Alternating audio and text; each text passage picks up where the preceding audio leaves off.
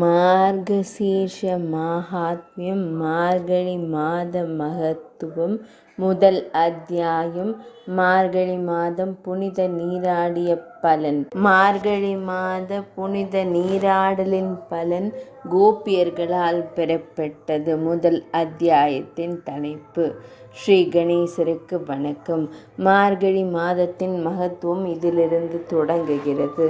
சூத முனிவர் கூறியதாவது: அன்னை தேவகியின் மைந்தனும் உலகங்கள் அனைத்திற்கும் இன்பத்தை ஏற்படுத்துபவனும் உலக இன்பங்களையும் முக்தியையும் அளிப்பவனும் தன் பக்தர்களை விரும்புபவனுமாகிய மாதவனே, ஸ்ரீ கிருஷ்ணரை நான் வணங்குகிறேன்.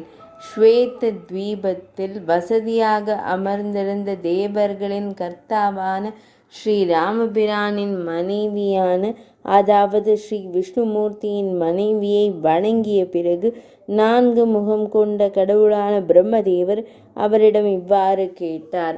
பிரம்மதேவர் கூறினார்: ஓ ரிஷிகேஷா, பிரபஞ்சத்தை படைத்தவரே, தேவர்களின் கர்த்தாவே, யாருடைய மகிமையை கேட்கிறேனோ, எவனுடைய மகிமையை கேட்கிறேனோ, எல்லாம் அறிந்தவரே, கேட்கப்படுவதை தற்போது என்னிடம் கூறுங்கள். முன்பு இது உங்களால் அறிவிக்கப்பட்டது.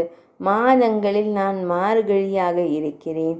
அந்த மாதத்தின் மகத்துவத்தை சுருக்கமாக அறிய விரும்புகிறேன்.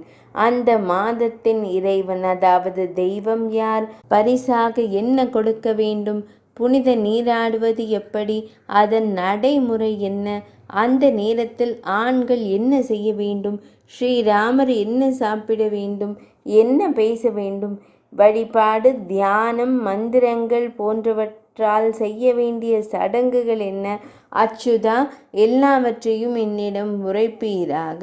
ஸ்ரீ பகவான் கூறலானார்: எல்லா உலகங்களுக்கும் அருளும் பிரம்மதேவரே, தம்மால் நன்றாக கேட்கப்பட்டது. மார்கழி மாதத்தின் புனித சடங்கை செய்யும் இஷ்டபூர்த்தம், அதாவது தியாகங்கள், ஓய்வு இல்லங்கள் கட்டுதல், கிணறுகள் மற்றும் தொட்டிகள் தோண்டுதல் போன்ற பொது பயன்பாட்டு பணிகள் உட்பட மற்ற எல்லா சடங்குகளும் கருதப்படலாம், அதாவது அவ்வாறு செய்யப்படும். மகனே, மார்கழி மாதத்தில் எந்த புனிதமான அர்ச்சனை செய்தாலும், எல்லா தீர்த்தங்களிலும் அபிஷேகம் செய்தாலும், எல்லா யாகங்கள் செய்தாலும் கிடைக்கும் புண்ணியத்தை ஒருவன் பெறுவான். மார்கழியின் பேரருளை கேட்பதன் மூலம் மகனே, துலா புருஷம் முதலிய வரங்களால் ஒரு மனிதன் பெரும் பலன் கிடைக்கும். யக்ஞங்கள், வேதங்கள், தான தர்மங்கள் போன்றவற்றால் எல்லா தீர்த்தங்களிலும் நீராடி துறந்து அல்லது யோகம் மற்றும் பயிற்சி மூலம் நான் ஒருபோதும் மனிதர்களால் வெல்லப்படவில்லை. மற்ற மாதங்களில் புனித நீராடுதல், தான தர்மங்கள், வழிபாடுகள், தியானம், மௌன விரதம், ஜபம் போன்றவற்றால் மார்கழி மாதத்தை போல் எளிதில் வெற்றி பெற முடியாது.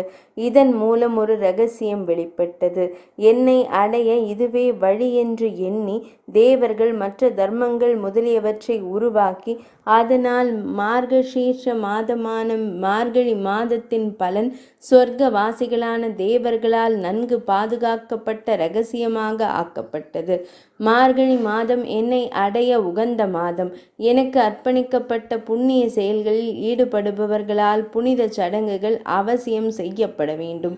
பாரத பிரதேசத்தில் நிலத்தில் மார்கழி மாதத்தில் புனித சடங்குகளை செய்யாத மனிதர்கள் பாவிகளாக அறியப்பட வேண்டும். அவர்கள் கலியுகத்தால் ஏமாற்றப்படுகிறார்கள். அன்பே, மாசி மாதத்தில் சூரியன் மகர ராசியில் இருக்கும் போது 8 மாதங்களில் ஒரு மனிதன் பெரும் பலனை பெறுகிறான். வைசாக மாதத்தில், அதாவது வைகாசி மாதத்தில் 100 மடங்கு மாசி மாதத்தின் புண்ணியம் கிடைக்கும். சூரியன் துலா ராசியில் இருக்கும் போது அதற்கு 1000 மடங்கு புண்ணியம் கிடைக்கும். சூரியன் விருச்சிக ராசியில் இருக்கும் போது கோடி மடங்கு புண்ணியம் கிடைக்கும். எனவே மார்கழி மாதம் அனைத்திற்கும் மேலானது. அதனால் நான் எப்போதும் அதனை விரும்புகிறேன். ஒரு மனிதன் அதிகாலையில் எழுந்து கட்டளைகளின்படி முறையாக புனித நீராடினால் என் மகனே, நான் அவனில் மகிழ்ச்சி அடைகிறேன்.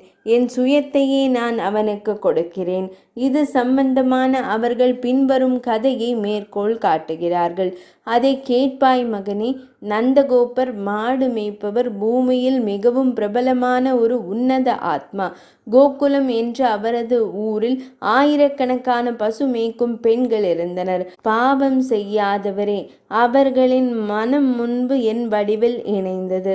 மார்கழி மாதத்தில் புனித நீராட வேண்டும் என்ற எண்ணத்தை அவர்களுக்கு நான் கொடுத்தேன். தொடர்ந்து காலை முறையாக புனித நீராடினார்கள். வழிபாடு நடத்தப்பட்டது. ஹவிஸாக அரிசியை அவர்களால் உட்கொண்டு அவர்கள் வணங்கினர். இந்த நடைமுறை பின்பற்றப்பட்ட போது நான் மகிழ்ச்சி அடைந்தேன். நான் மகிழ்ந்திருந்ததால் நிச்சயமாக அவர்களுக்கு ஒரு வரம் வழங்கப்பட்டது. என் சுயம் என்னால் அவர்களுக்கு வழங்கப்பட்டது. எனவே இதில் உள்ள சடங்குகள் மார்கழி மாதத்தை உத்தரவுகளின்படி ஆண்கள் செய்ய வேண்டும்.